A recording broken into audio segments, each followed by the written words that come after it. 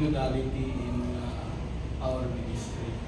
So the instruction of Father Jeff is very clear that we have to discuss, we have to have a dialogue regarding our direction. Though we have already formulated our plan in our ministry, it's also but proper for us to evaluate ourselves, our commitment and participation to the realization of the plan of the parish.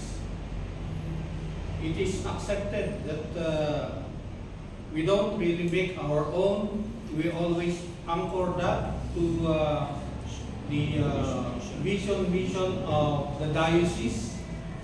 Then it cascaded to the parish. That's why if you notice, those who were very attentive a while ago, the last few slides of Father Jeff about the mission vision of our parish. And that is where our plan was anchored.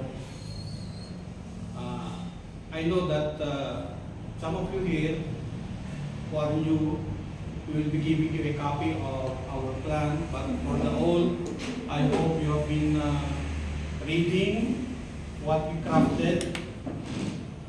If you notice, there are 5 objectives just to be a part of the program of the parish.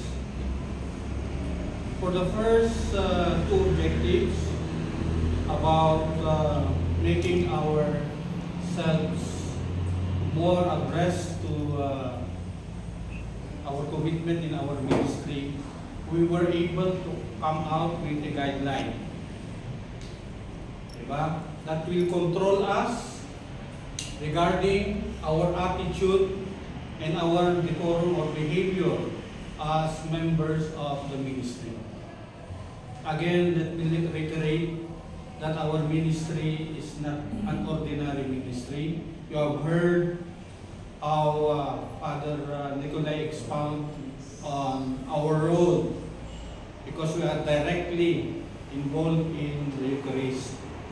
Kaya kung hindi pa kayo sold sa pag-serve natin as minister, please do not let yourself be stalled. Kasi mahirap. We are committing sin. Okay? And confession is not enough. So please lang. Kaya for those who have religiously attended yung 3 important meetings, yung first is yung signing of commitment, second is about the Eucharist, and of course, ito maya discusso. Because I already talked to Father that kung hindi man kayo maisali sa mga magsaserve sa St. Vincent, you can always approach him. You can ask special favor from him. But on our part, this is a matter of disciplining our ranks also. Okay? I hope you don't get me wrong. Huwag natin sabihin na matagal na tayo nagsaserve, still we need really some kind of formation. Continuing po ito. Old or new, if we really want to learn about or deepen our faith, dapat na involved tayo dito. Now, our challenge now is, how can we integrate this to as a part of the parish organization? Paano natin maging contributory sa working together with the parish? So, I'll give you 5 minutes to reflect. If you can write that in the paper, the better. But if you can say, tell that orally, manang Secretary Margie, ikaw bahala magsulat. Para at least kung magre-report tayo mamaya, kung tatawagin tayo, ito yung collegial kwan natin na hindi isa. I don't own the ministry. We own the ministry. Kaya dapat natulungan tayo dito. Okay?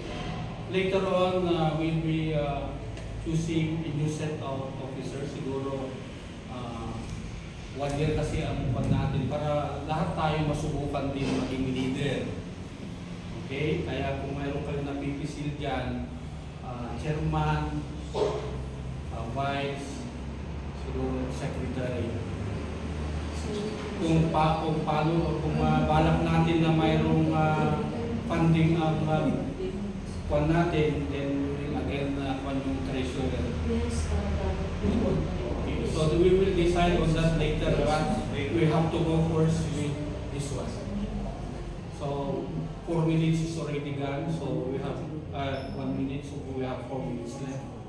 Then after that, we'll Mr. Chair, at magbabasa ko ngayon dito. talaga ka-study na data, so with the pen, so please bear with me. Sacrifice. This is also a test of our eyesight. Prediction nyo ba? Basahin na lang po yan. First reading. Basahin na po. Dagyan kayo ang kakabsa.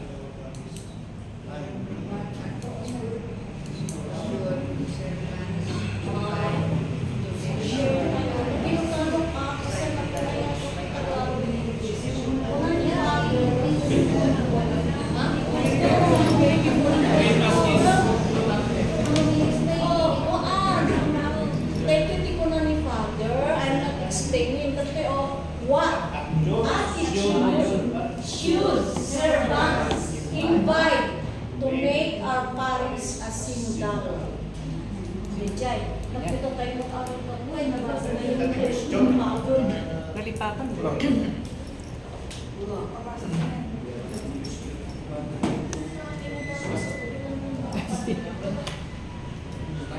Ito ang keyword. Attitude of a servant or synodality.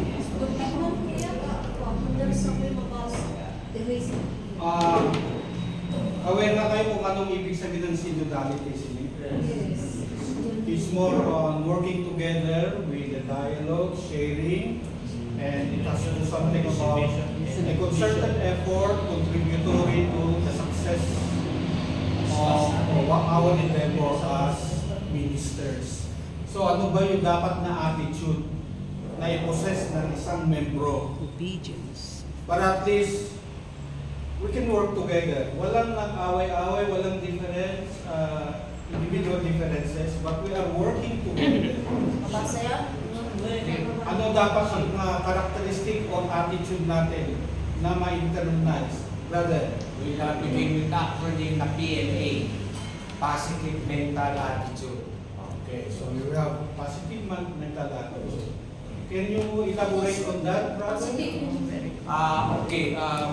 With the attitude that we should all acquire or should learn to practice yung being positive. Kasi kung tayo magpapanegative, madami tayong handicap sa buhay natin. Hindi tayo makakausad in the first place. Hindi tayo makaka-first base.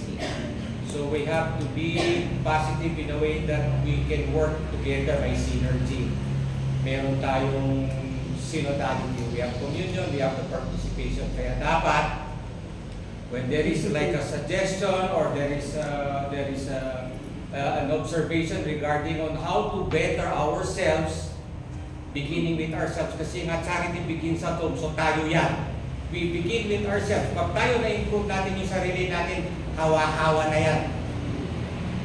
Hawa-hawa na yan. You will now make sure that itong energy, positive energy natin will transcend to the next or to the nearest person beside us. Your neighbor. Sabi nga nila, love your neighbor. Sino yan? Who's your neighbor? It's the person right beside you. Yun ang neighbor natin. So kailangan positive tayo. Yan lang. Siguro mga brothers, yung attitude, yung pa natin yung humility, yung nakulang yan. And obedience. Mas maganda na pakinggan natin yung mga ibang kasama natin. Yes, iba yung kasi ang background natin, pinanggalingan natin. Kaya kung minsan kung we carry our upbringing outside, saka ilagay natin sa simbahan niya, medyo magkakaiba. Kasi marami sa atin dito na iba yung development natin kung hindi pa tayo nagsaserve sa church. Ngayon, pinag-usapan natin serving God. That's why we have to respect others' ideas. Okay? Yes, it is normal to have a debate. Nag-discuss tayo na yan. Pero at the end, at least nare-resolve natin. Ang importante dito is, we go out dito na maganda lahat na resolve. Basta ang isipin natin is sa kabutihan ng organisasyon natin. That's why, yan, yung humility. Lahat tayo saan na ganyan. Kasi yung pag natin, we have to, we cannot really imitate yung exact na kwan ni Christ, pero at least in our own human capacity, mayroon tayo nun. And another sa humility is yung obedience. Okay, chairman ako, pero kung minsan, may naririnig ako na bakit yan, authoritative na siya kaysa kay Father. But remember, I'm giving the task para at least i-handle yung grupo natin. But if you think that you can do better, mas maganda kung voice out, kayo rin ang mag-lead. Pero kailangan natin ng isa talaga na mag-impose. Kung hindi, pagkawatak-watak tayo, then nasaan yung synodality? How can we work together if the right hand does not know what the right other hand is doing? Dapat alam natin kung anong ginagawa ng mga isa. That's why, if we correct others, makukorekta ka, medyo muna, tiklop ka muna, makinig ka, kasi kapikulihan natin yan. Okay? Para at least maganda yung image natin as the group. Kasi kung isa lang ang hindi nag-perform sa atin, damay. Damay lahat yan. So, I'm telling you this because as your chair for the past years, na-absorb ko yan.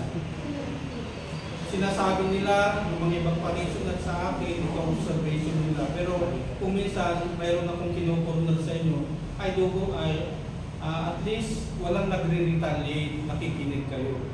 Yan ang pasalamat ko sa inyo kasi in one way or the other, though I am not perfect, at least naging briefs ako na iparating yung dapat na gawin natin. So, yun po. So, thank you, Brother Andy, for that one. Ito pa yung attitude as a positive. Listening and participative. Okay. Listening daw and participating. Hindi mo maganda yung nakikinig, yung it pays to listen. Mahirap kung lahat-lahat tayo sabay-sabay nagsasalita. Para pang pamilya rin mag-asawa. So kung sabay kayo nagsasalita, walang nakikinig, away. Pero mayroon at mayroon isa sa atin na magbibigay. Kaya doon ang test natin ng maturity natin as members.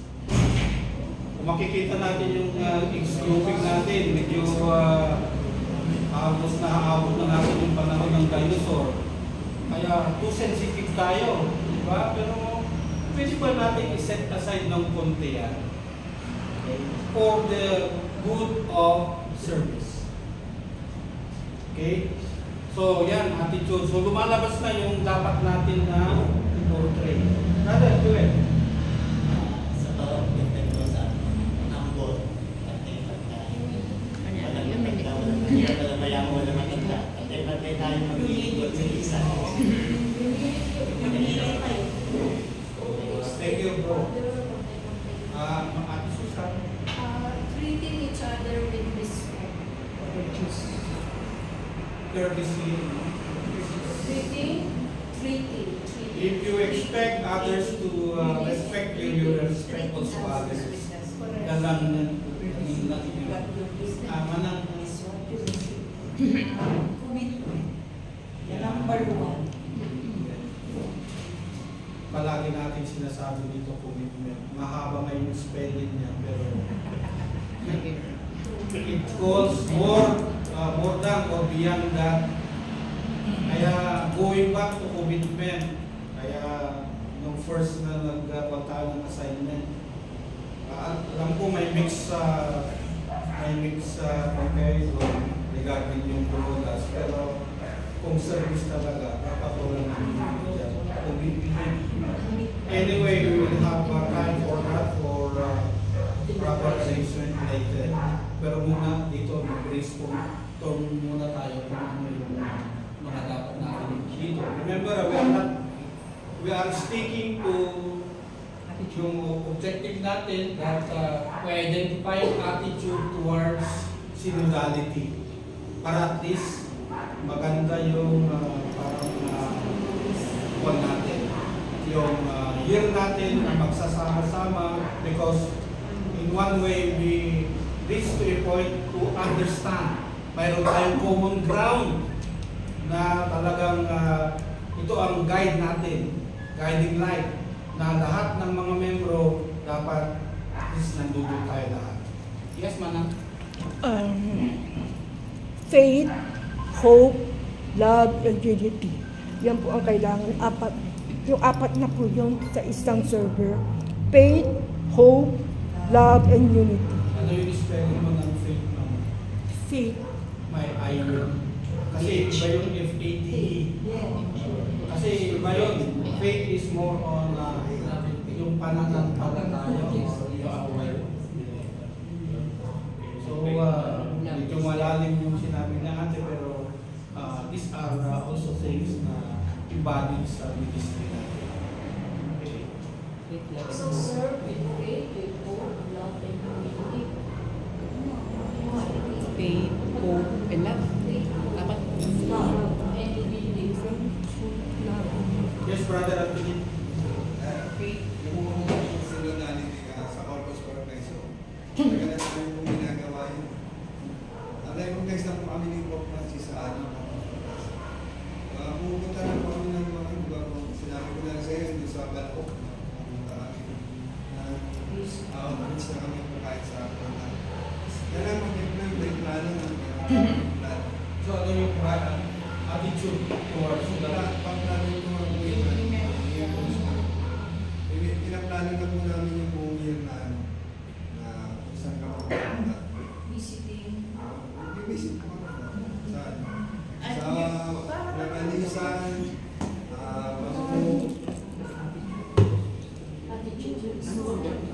How will you convert that to attitude? Going to the community. Kasi we are talking about attitude dito. We are talking about the activities. Pag-implement po muna.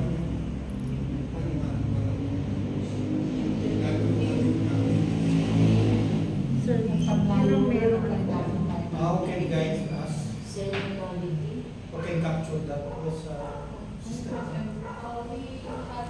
We have this seriousness in our ministry na we have to take it very, very serious because it's not just a joke and it's not hindi lang siya para it's not naging lang kaya we have to take it very, very serious because very, very serious talaga pagiging punishment natin or makakomit natin kasi if we're not going to take seriousness of being a really minister.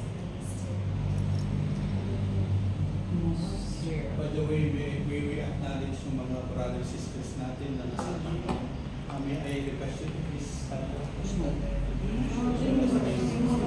These are mga frontliners natin na sila talaga ang naghihirap sa mga BECs.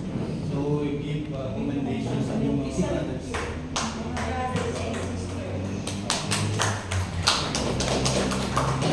And we have also to acknowledge yung mga bagong membro, starting from Brother Joel. Mag-introduce ko lang po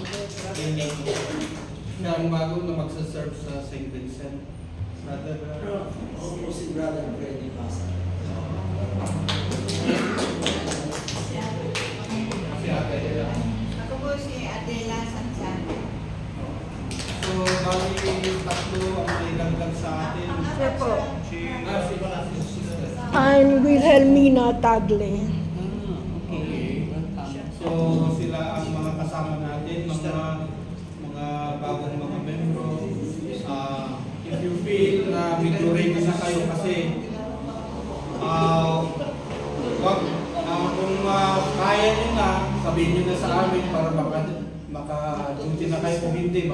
gusto nyo pang mag-observe, okay lang yon. Pero dapat after yung installation, serve na. May halo kayo dun sa mga medyo seasoned na kasama. Okay, so welcome po. Marami tayong natawag. Ay, si brother. Oh, ikaw. Brother. Good morning po. Brother Almar Isaya, in Sao Paulo. Yung mga kung mag-observe ka dito, no? At the time mo niya. Manang ikikasang Carlos doon yan. So, given po yung mga iba, that's why we also invited them para at least kung may mga katulungan sila, support ang nag-duty sa okay? Especially yung visitation of the sick. Kaya yung mga interesado na medyo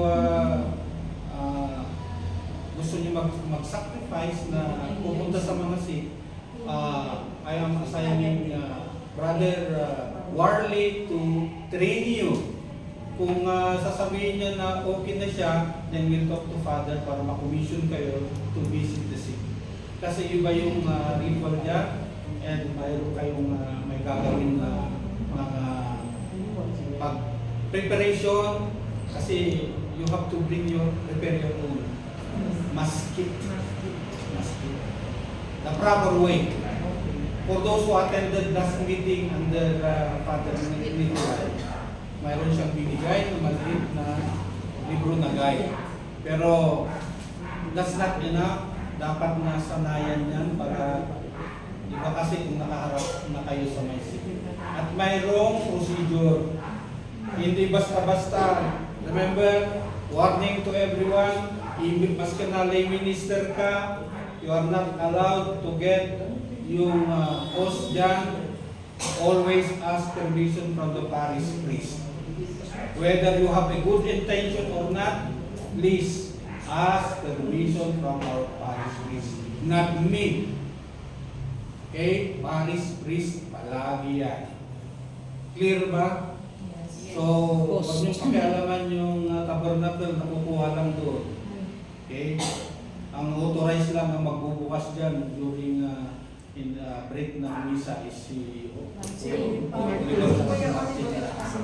unless talagang required na mayroon kukunin, then always ask permission. Obedience. Obedience. Sa mga bago, mayroon tayong practicum mamaya. Okay, para at least before, during, and after yung mass, pero alam natin yung procedure. Nandiyan si Neil, saka si tuturo sa inyo from the start, para at least alam nyo. Kung yung mga gimong din, kung gusto nyo, para at least hindi kayo mailan sa pari kung pabubukasan yung tabernacle, at least magaling na tayo. Okay? And prepare your own paraphernalia, yung corporal.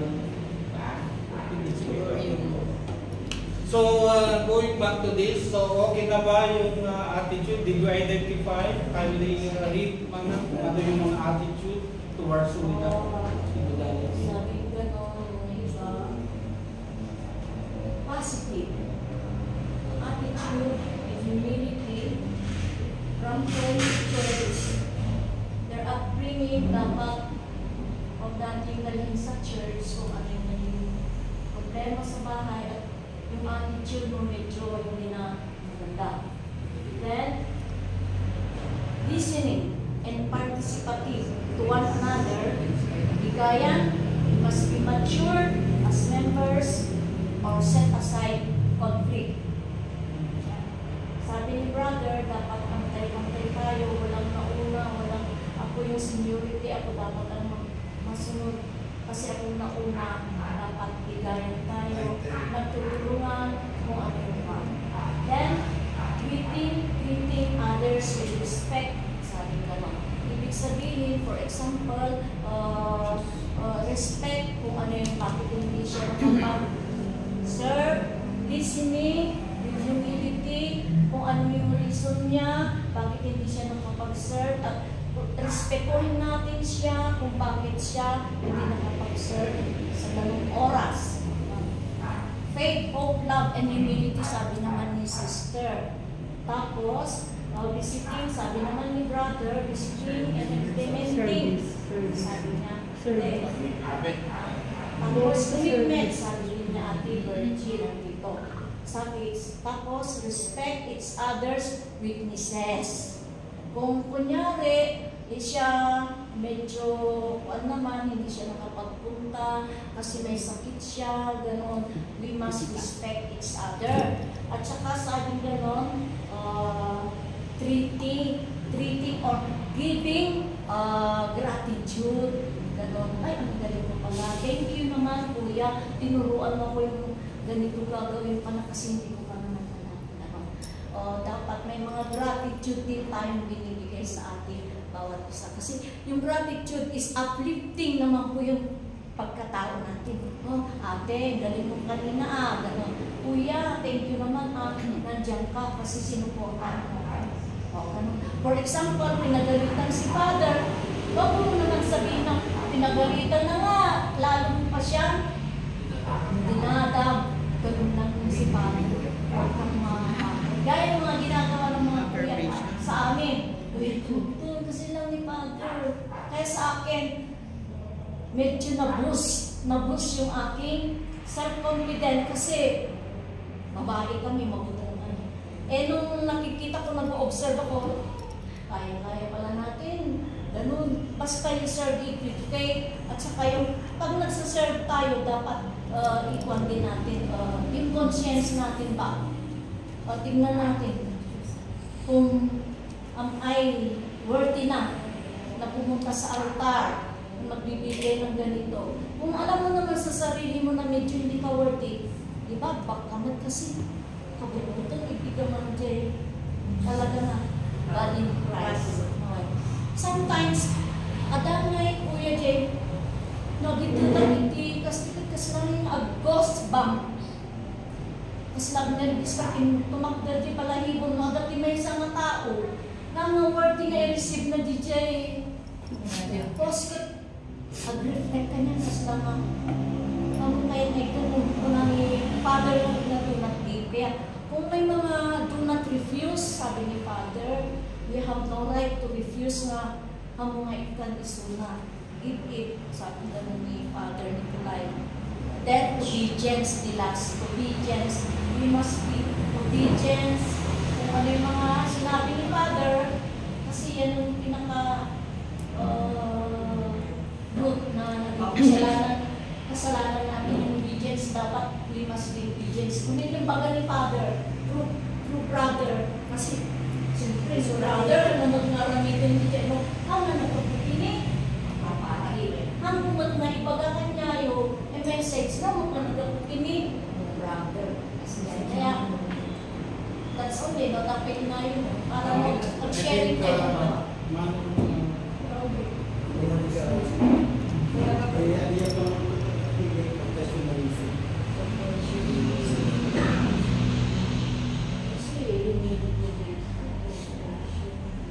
I-qualify mo mga hindi professionalism. Just an example, it is like just yung bagang iso na may so din no kwan. If he is already ahead, ulit si dapat tuman. For example, diyan yan ti host. Katakat imun una nga ng panaglupa diya or supposed to be si kanya. You give way, that is one way of professionalism. We are iso na magaron. Kaya i-discuss natin yung details because it has to do something already part of our function before, during, and after yung class. Kasi yun ang mga observan natin para at least organize tayo yung pagpasok, saka yung pag-miniflex o wow kung ano yung pagpasok. So i-reserve nyo yan, mamaya i-discuss natin yan yung details para at least walang masyadong problema when we reserve. Okay? So, kung mayroon pa kayong napula sa mga kasama natin, keep it by yourself. muna, tapusin muna yung ceremony, then after that, you can talk to the person, kung open siya, kung hindi naman, to me, then I will talk to him. Okay. Siguro, alam ko, nag-mature na tayo sa mga bagay na yan. So, thank you, Kuya, sa sinabi mo. That will be well taken. Mayroon pa ba? Yes, brother. Share, I want to share also my reflection and my experience in my age now. Matanda na. Yung attitude na we have, I recognize or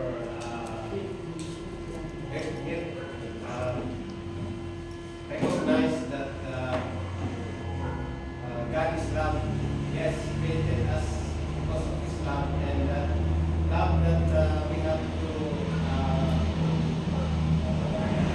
the love that we have received, we have to share to others. So,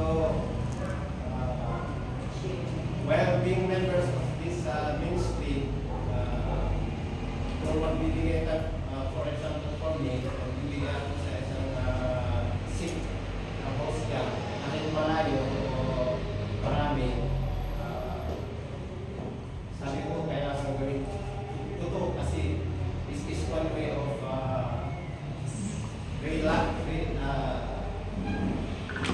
pagpapalama sa kanila ng pagmamahal ng Diyos. So, yung past na second ay karinig natin sa hall. Kahit walang recognition, sabi niya, Jesus is enough. So, yung motivation ko, yung pagpapadama ng pagmamahal ng Diyos sa atin na pwede kong i-relating sa iba.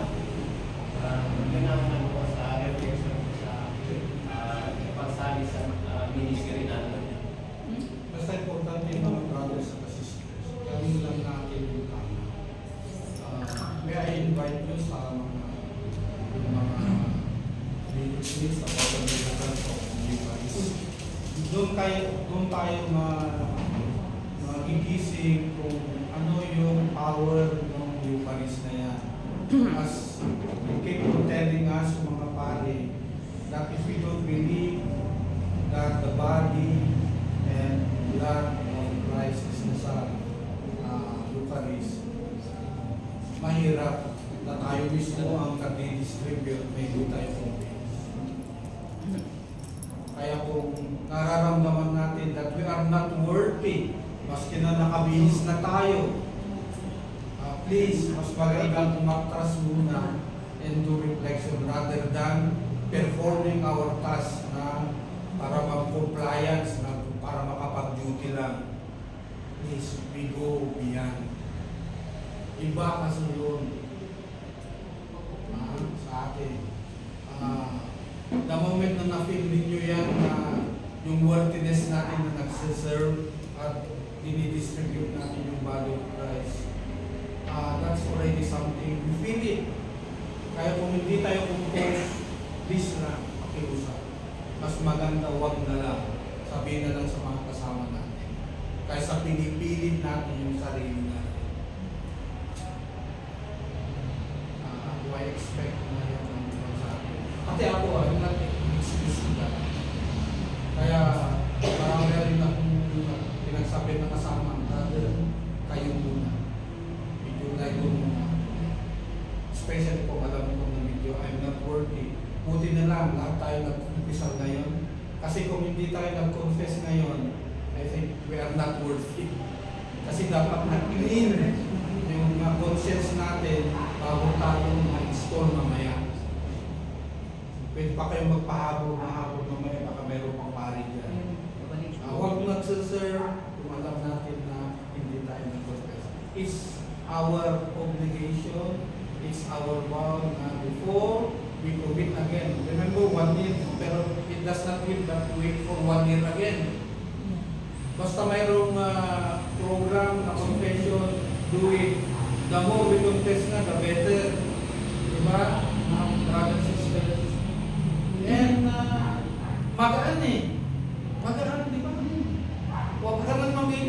yung pari niyan, basta wala namang, hindi ka naman papatayin yung pari kung mali yung sasabihin mo eh. Basta importante is openly.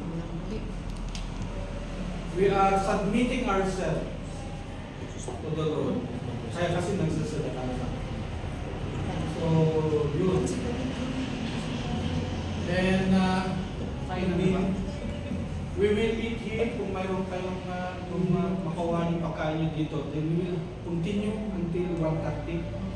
Kung mas magandang habang kumakain tayo, nag-discuss. Working break. Okay lang sa inyo mga brothers at sisters. Na-respect naman ng spirit natin yan, hindi lang physical. Ano masasabi mo, sister? Okay lang ba? Okay. Sister, so, mention na naman natin ito. Pwede na. Baka tayo na. Pila. Pero kung tuloy pa rin yung discussion natin para hindi tayo mabot sa oras. Okay? May mga emphasis ba? Actually, mamaya, ang main topic natin is more on yung finalization ng schedule. You can make arrangement already. Yung mga magsaserve sa St. Vincent, yun lang ang magpapa-schedule dito. Pero again, pakiulit ko sa mga kapatid natin sa Limo, we are also seeking your help, especially high masses, na please lang tumulong kayo kasi minimum of 16 na servers kung high masses sa St. Vincent.